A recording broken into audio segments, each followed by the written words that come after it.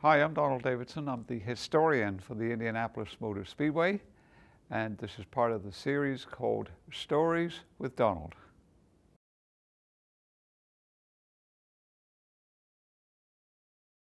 Well, Mario drove Formula One just a little bit at the end of '68, and then it was on again, off again. He won the South African Grand Prix, which was the season opener in '71 for Ferrari, but he didn't run the whole season. And so he was sort of in and out of Grand Prix, but in '77, he ran the whole season for Colin Chapman and finished third in the World Championship.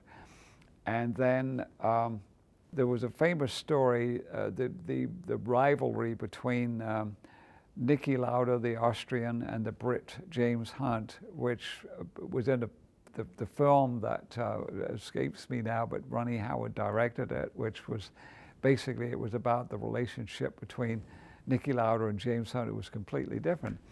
And Niki Lauda had been severely burned in an accident at the Nürburgring, and came back and still had a chance mathematically to win the World Championship at the Japanese Grand Prix. And it poured with rain, and Lauda decided to come in and park, that it just wasn't worth, risking further injury.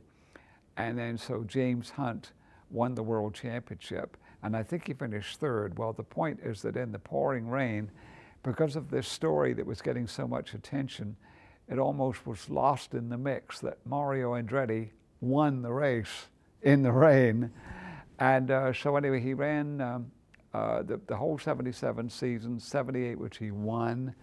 And then in '79, he did concentrate that year on Formula One. In fact, he didn't even enter the Indianapolis 500 because he thought, no, I'm going to concentrate on this. And then had a very disappointing year. He did a season or two for Alfa Romeo. And then in 1982, I think he was pretty much, did he run? I think he ran a couple of Grand Prix at the first part of the year, but then he basically was just doing USAC championship cars. And then Ferrari had a devastating blow with the loss of Gilles Villeneuve in Belgium.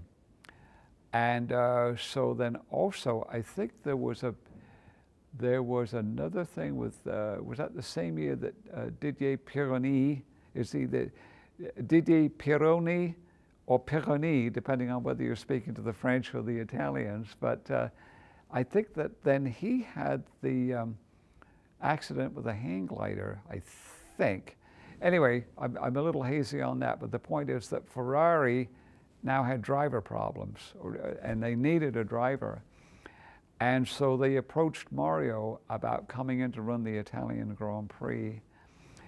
And I guess that spread through Italy and Europe like wildfire, because Mario was very popular because of his accessibility and his, his willingness to go one-on-one with the fans.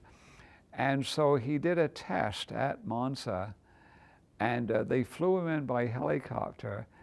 And when he looked down, I guess there was this massive crowd. It was almost like a rock concert crowd had arrived, and welcome home and Viva Mario and everything like that. Then he went out and won the pole, which didn't hurt the situation. I think he finished third in the race, but that was sort of just like the triumphant return. There was for many a time, I would say that Mario Andretti was the best known racing driver in the world. And maybe some of the Americans would dispute that, but I think to travel around the name Mario Andretti, you just knew who that was. And now here he is, hasn't driven competitively for, what is it, about 25 years, I think. Since 1994 was when he retired, and now it's 25 years later, and Mario is still a star.